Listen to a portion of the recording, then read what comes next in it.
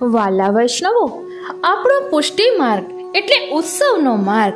એકેય દિવસ એવો ન હોય કે ઉત્સવ ન હોય. દરરોજ પ્રભુની કંઈક ને કંઈક લીલા હોય અને તે પણ ભક્તો પર કૃપા કરવા.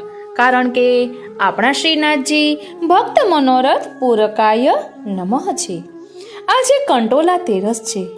શ્રીજી બાવાનો લીલા ખેલ જોઈએ તો મ્લેચ્છોને નિમિત્ત બનાવી શ્રીજી બાવાની પાડા ઉપર બેસવાનો અવસર પ્રાપ્ત થતા આ પાડાનો ઉદ્ધાર થયો. ટોડના ઘનામાં ચતુરા નાગાના મનોરથને પૂર્ણ કરવા સામે ચાલીને દર્શન આપે છે.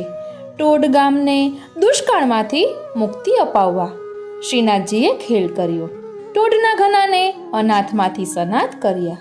પાંડે બંધુઓની સેવાની કસોટી કરવાનો અવસર શ્રીનાથજી બાવાનો આ લીલા ખેલ છે. આ પાડો પૂર્વ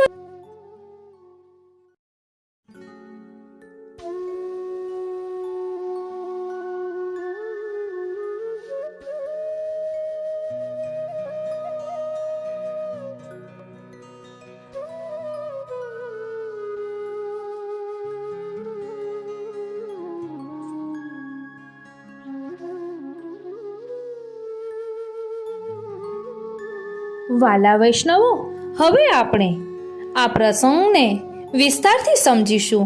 એટલું સુંદર વર્ણન છે કે આપણને એમ થશે કે જ્યાં પ્રિયા પ્રીતમ બિરાજી રહ્યા છે અને શીરો અને કંટોલાનું શાક આરોગી રહ્યા છે તો તે દર્શન આપણને પણ થઈ રહ્યા છે. એવી અનુભૂતિ આજે આપણને થવાની છે. ઉત્સવ એટલા માટે જ હોય છે અને ચિંતન પણ એટલા માટે જ કરવાનું હોય.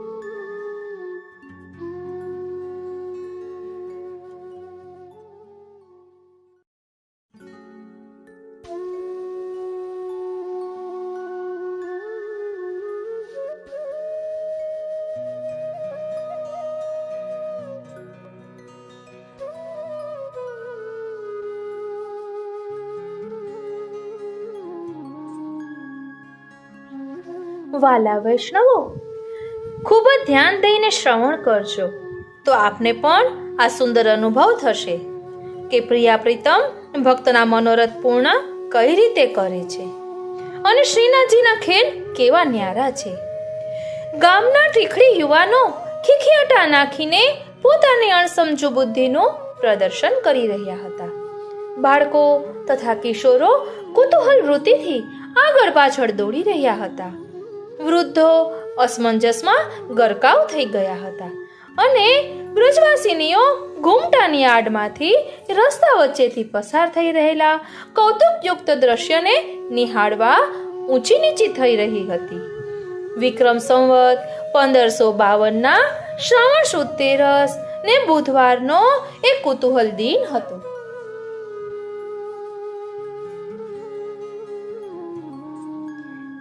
યાદ રહી જાય એવો પ્રસંગ એ દિવસે બન્યો. યવન બાદશાહની ફોજ હિન્દુ મંદિરો તોડતી અને લૂંટતી ઘોડાપુરની જેમ આગળ ધસી રહી હતી. વાત મથુરાથી વાયુ વેગે વ્રજમાં આવી. શ્રીનાથજીના મંદિરમાં ખાસ સેવકોની ગુપ્ત મંત્રણા ચાલી. હવે શું કરવું? કોઈ પણ ઘડીએ ફોજ વ્રજ પર ત્રાટકી તો. વિચારોની ઘણી આપલે કર્યા પછી પણ કોઈને યોગ્ય માર્ગ ન સૂચતા અંતે રામદાસ મુખિયાજીએ શ્રીનાથજીની શું ઈચ્છા છે એ જાણવા માટે પ્રયત્ન કર્યો. હરિ ઈચ્છા સર્વોપરી છે. હરિ લીલા સર્વથી ન્યારી છે.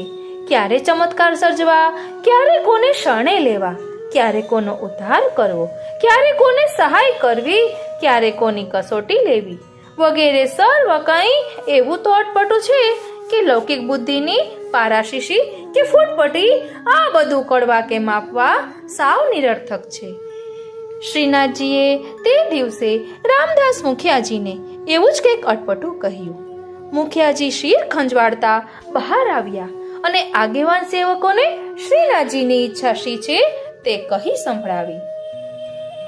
ઠીક હે, વામે હું કછું સંકેત હોઈ ગો કહીને સૌ સેવકો તૈયારીમાં લાગી ગયા.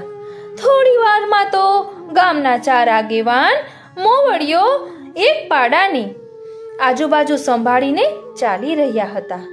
પાડો ધીમા અને સમજદાર પગલા પાડી રહ્યો હતો. એની આંખમાં ગજબની ચમક હતી. પીઠ ઉપર કંઈ ન હોવા છતાં જાણે ત્રિભુવનનો ભાર વહન કરીને જતો હોય ને એવી એની શ્રમસભર ચાલ હતી. શ્રીનાથજીના મુખિયાજી રામદાસજી અને કીર્તનિયાજી કુંભનદાસજી પાડાની એક તરફ છે, તો ગામના આગેવાન બે ભાઈઓ સદુ પાંડે અને માણેકચંદ પાંડે પાડાની બીજી તરફ છે. અરે ભૈયા, યા ભैंसा को चारों जन मिली के कहाँ ले जात हो? કોઈએ પૂછી જ લીધું. પાડાના માલિક સદુ પાંડેએ જવાબ વાળ્યો, यवन को उपद्रव भयो है, पता है ना? वाको जो पसंद आयो वो लूट लेत है. कौन जाने वाको यह तगड़ो भैंसा पसंद आई जाए और मोसो छीन कर ले जाए तो? वही सो हम या को छिपाई वे को स्थल ढूंढ रहे हैं. आप लोग अपनो अपनो सामान संभालो, जाओ. આમ જવાબ આપતા આપતા અને જિજ્ઞાસુઓને પાછા વાળતા વાળતા ચારેય જણા પાડાને લઈને ગોપાલપુર હાલના જતીપુરાથી ડીગ તરફના રસ્તે વળ્યા. થોડી વારમાં તો તેઓ એક અતિશય સઘન વૃક્ષોથી આચ્છાદિત એવા રમણીય વનમાં પ્રવેશ્યા. એ વન ટોડના ઘનાના નામે ઓળખાય. ત્યાં ઝાડી, ઝાંખરા, કાંટા અને ગોખરું પુષ્કળ પ્રમાણમાં થાય. થોડે દિવસે કોઈની હિંમત નહીં કે આ ઘનામાં પ્રવેશે. યવનની ફોજથી બચવા માટેનો આ કેવો ઉપાય! વનમાં એક સુંદર સરોવર હિલોડા લે. સરોવરને કિનારે એક ચોક, ચોકમાં એક ઘટાદાર વૃક્ષ, એની નીચે ચબૂતરો. અહીં સુધી પહોંચતા પહોંચતા તો ચારેય મહાનુભાવોના કપડાં ફાટી ગયા. પગમાં અને શરીર પર ઠેક ઠેકાણે ઉજરડા પડી ગયા. છતાંય ચારેયના ચહેરા પર ગજબનો સંતોષ છળકે. અને આ જે પાડા પર બિરાજતા હતા એ પાડાને કંઈ નથી થયું, કારણ કે આ પાડો લીલામાં માલણ છે, અને માલણ શું વીણે? ફૂલ વીણે, કાંટા ન વીણે. એટલે આ માલણ રૂપી ભેંસાને કંઈ લાગ્યું નથી. એટલામાં ઝાડીમાં કંઈક ખખડાટ થયો. ચારેય ચોંકી ગયા. પાંડે ભાઈઓએ પોતપોતાના લટ સંભાળી લીધા. બે ચાર સસલા આમ તેમ દોડી ગયા. લંગુરોએ હુપાહુપ કરી મૂકી. ડાળ પર બેઠેલા પંખીઓએ જોરથી પાંખો ફફડાવી. જમીન પર વેરાયેલા સૂકા પાંદડા પર કોઈ ભારે પગલા પડવાનો અવાજ આવ્યો. रामदास जी, आप भैंसा के पास रहो, हम देख लेंगे. पांडे भाइयों एकदम सावचेत થઈ ગયા. अरे भैया, ये हूँ आज के खेल को हिस्सा ही है. आप सबे चिंता मती करे. नटखट की खटपट बड़ी अटपट होत है. कुंभनदास जी बेफिकर હતા. શ્રીનાથજી કોઈક વ્રજભક્તના મનોરથો પૂર્ણ કરવા માટેનો આજનો ખેલ છે એ વાત તેઓ કળી ગયા. એમણે સૌને સાચી વાત યાદ દેવડાવવાનો પ્રયત્ન કર્યો, પરંતુ અત્યારે સૌ માયાના આવરણ હેઠળ આવી ગયા હતા. લટકાવેલા દોરડા જેવી લાંબી લાંબી વેલીઓને હાથના ઝાટકા વડે તોડીને દૂર કરી માર્ગ મોકળો કરતા પાછળની એક ગુફામાંથી સાધુઓના નાગા સંપ્રદાયના મહંત ચતુરાનંદ બહાર નીકળ્યા અને પાડાની સામે આવીને સાષ્ટાંગ દંડવત પ્રણામ કર્યા. આ સાધુઓના નાગા સંપ્રદાયના મહંત ચતુરાનંદ પરમ વૈષ્ણવ હતા. પુષ્ટિ સંપ્રદાયમાં તેઓ ચતુરા નાગાના નામથી પ્રસિદ્ધ હતા. અને કુંભનદાસના કાકા ધર્મદાસ આ ચતુરા નાગાના શિષ્ય હતા. એટલે આ મહંત ચતુરાનંદ બહાર નીકળ્યા અને પાડાની સામે આવીને સાષ્ટાંગ દંડવત પ્રણામ કર્યા. પ્રણામ કરીને ઊભા થયા અને નિકુંજ નાયક શ્રીનાથજીના નામનો જયઘોષ કર્યો. બોલો શ્રી ગોવર્ધન નાથ કી જય, શ્રીનાથજી પ્યારે કી જય. ઘનાનું રહસ્ય ઘનાની અંદર જ રમી રહ્યું. ચારેય ભગવતીઓ સમજી ગયા કે પાડાની પીઠ પર બિરાજેલા શ્રીનાથજીને જે વ્રજવાસીઓ જોઈ ન શક્યા એમને આ સંન્યાસીએ જોયા, એટલે નક્કી શ્રીનાથજીની જ કંઈક અકળ લીલા કામ કરી રહી છે. આ વાત આ વનમાં પધારવા પાછળ મહાન ચતુરાનંદને ગળગળા સાદે શ્રીનાથજીની બહુ મનોહાર કરી. કૃપાનાથ, મારી વર્ષોની તપસ્યા આજે ફળી. આપના પ્રાકટ્યના સમયથી મને આપના દર્શનની તાલાવેલી હતી, પરંતુ હરિદાસવર્ય શ્રી ગિરિરાજજી ગોવર્ધન પર્વતના સ્વરૂપનું મને જ્ઞાન હોવાથી હું એમના પર ચડતો ન હતો. આપે આ દાસ પર કૃપા કરવા આજે આટલો શ્રમ વેઠ્યો એ આપનું ભક્તવત્સલપણું છે. આ વનમાં આપના પ્રવેશની સાથે જે પરિવર્તનો થવા લાગ્યા એના પરથી મને જાણ થઈ ગઈ કે આજે મારો જન્મ સાર્થક થવાનો છે. આપને ધરવા માટે અહીં આજે તાત્કાલિક પ્રાપ્ય તાજા કંટોલાનું શાક સિદ્ધ કરી રાખ્યું છે. તે આપ કૃપા કરીને આરોગો મહારાજ. પાંડે ભાઈઓએ પોતાના લઠ્ઠ પરની પકડ ઢીલી કરી નાખી. શ્રીનાથજીએ પ્રેમથી મહંત સામે જોયું અને પૂછ્યું, હે તપસ્વી વૈષ્ણવ, આવા સઘન વનમાં તમે શું કરો છો? મહારાજ, ટોડના ગનામાં વરસાદના અભાવે ગરીબ ખેડૂતોના કુટુંબો બહુ હેરાનગતિ ભોગવે છે. તેઓ ભૂખે મરે છે. મારાથી એમનું દુઃખ જોયું જતું નથી, એટલે હું આ ભયજનક જાળીમાં તપ કરું છું. ચતુરાનંદ, હવે તમારે તપ કરવાની આવશ્યકતા નથી. અહીંથી જઈને ટોડ ગામના ખેડૂતોને પૂછી જોજો કે હવે તેઓ સુખી છે કે દુઃખી. આપની કૃપાનો પાર નથી મહારાજ. હવે નીચે પધારો. ચતુરાનંદને વિનંતી કરી ચારેય ભગવતીઓએ સંભાળીને શ્રીનાથજીને પાડા પરથી નીચે ઉતાર્યા અને ચબૂતરા પર પધરાવ્યા.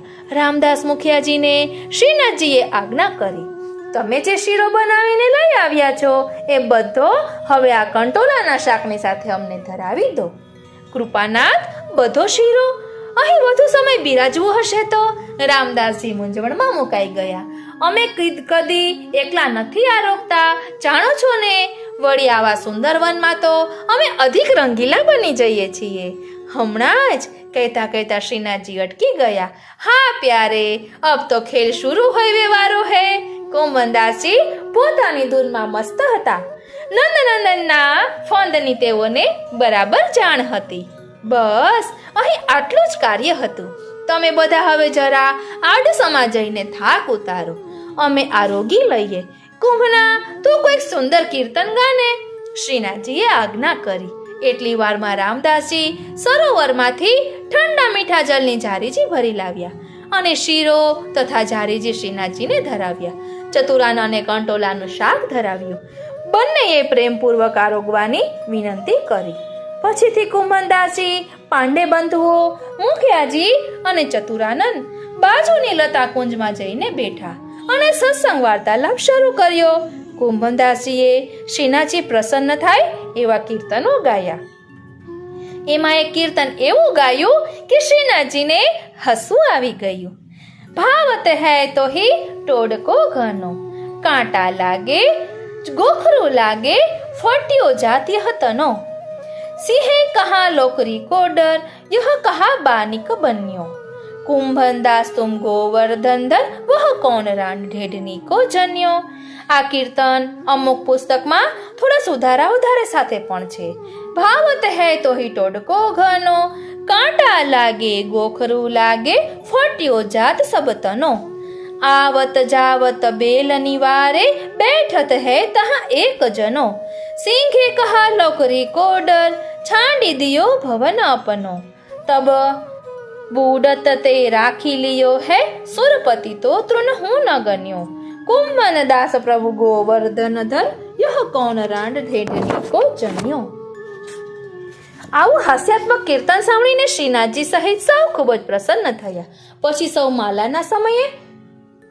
માલાના સમયે કુંભનદાસજીએ ગાયું, બોલત શ્યામ મનોહર બેઠે કમલ ખંડ और कदम की छैया, कुसुमित द्रुम अलीपिक गुंजत कोकिला कल गावत तहिया, सुनत दुतिका के वचन पीक.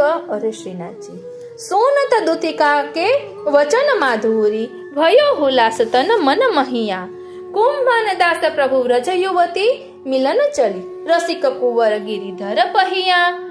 ઝાંઝર પખાવતના અલૌકિક સ્વરો ગુંજવા લાગ્યા. ઝાંઝરનો રૂમઝૂમ ઝણકાર અને હાસ્ય વિનોદની હોડની થોડી વાયુ લહેરીમાં તરંગવા લાગી. ભાતના પકવાનોની સોડમથી આખું વન મહેકી ઉઠ્યું. કંકણોના પરસ્પર ટકરાવાથી અને કટી મેખલાના હલનચલનથી પેદા થતા રસોદીપક રવને તથા અનેક પ્રકારની કેલીઓની સંજ્ઞાને વનમાં સંગ્રહીને સૂરજ લજાતો લજાતો પાંદડાઓથી છુપાઈ ગયું. ધીમે ધીમે બધું શાંત પડી ગયું. નટખટે પોતાની અટપટી ખટપટ પૂરી કરી લીધી. એમ લાગતા કુંમનદાસજીએ કીર્તનો ગાવાનું અટકાવ્યું. શ્રીનાથજીએ સદુ પાંડેને પૂછ્યું, અબ દેખો ઉપદ્રવ મીટ્યો. ત્યારે સદુ પાંડે ટોડના ખાનામાંથી બહાર આવ્યા.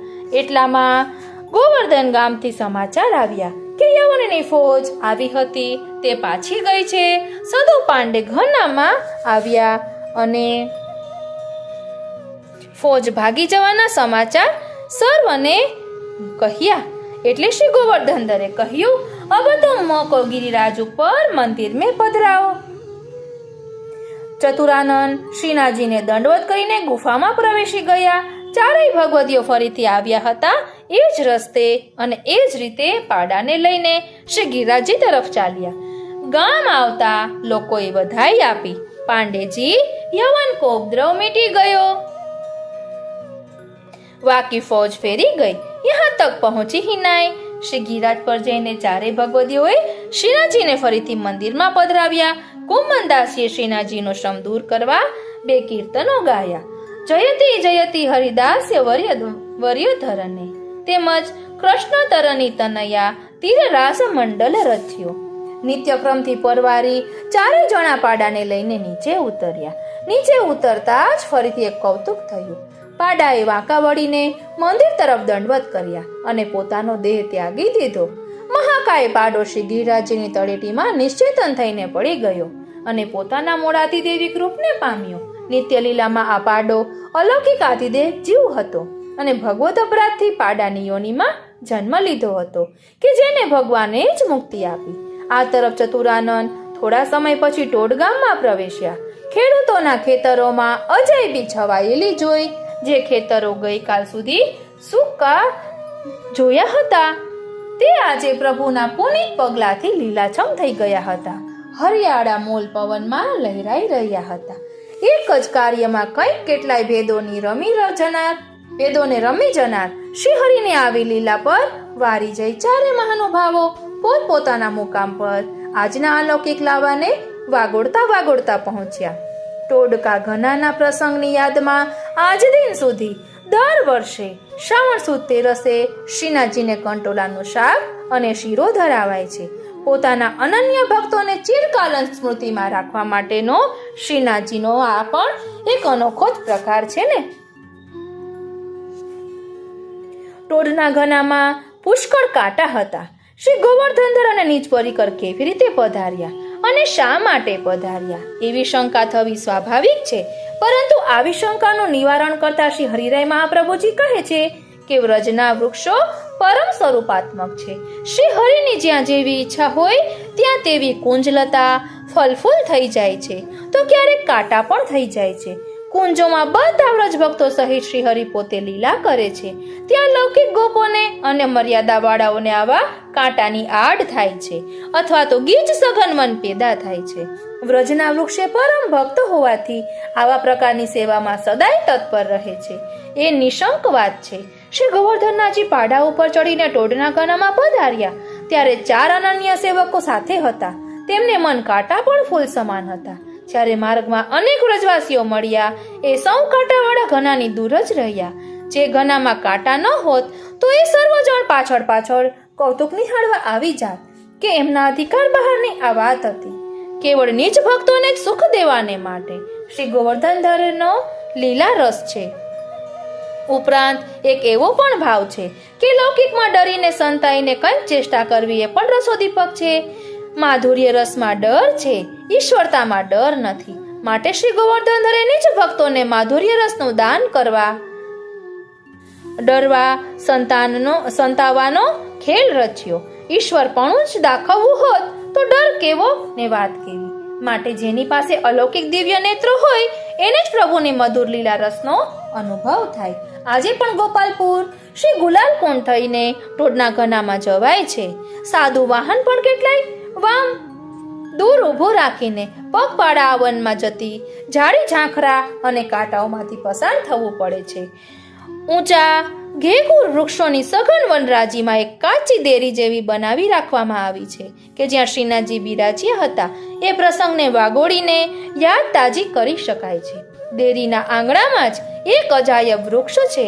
અતિ પ્રાચીન એવા આ વૃક્ષનું થડ ખૂબ જ મોટા ઘેરાવા વાળું છે અને એ જ થડમાંથી લીમડો, પીપળો, અંજીર, કદમ તથા હિસ એમ 5 વૃક્ષોની ડાળીઓ પેદા થઈને શ્રીનાથજીની દેરી ઉપર ઝૂકી રહી છે. આ સ્થળ એટલે તો મધુર, શીળો અને વેગવાન વાયુ વાય છે. ત્યાંથી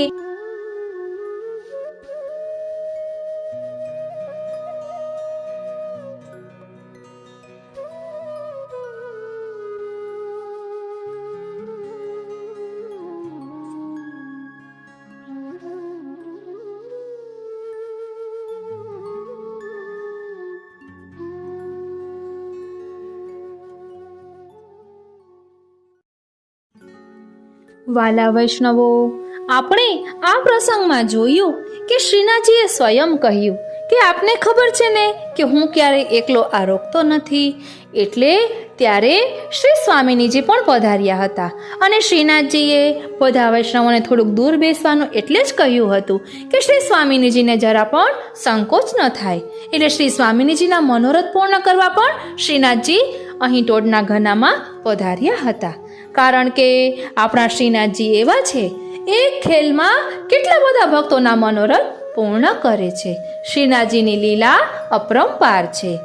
કારણ કે ખેલ મેં મેલ હૈ, એટલે શ્રીનાથજી કોઈ પણ ખેલ કરે એટલે શ્રીનાથજી સાથે મિલન તો થવાનું જ છે. આપણે પણ આ મિલનમાં ડૂબી જઈએ અને તે લીલાનું ચિંતન કરીએ. આજનો આ સત્સંગ શ્રીનાથજી, શ્રી યમુનાજી અને શ્રી મહાપ્રભુજીના ચરણારવિંદમાં સમર્પિત કરું છું. જય શ્રી કૃષ્ણ.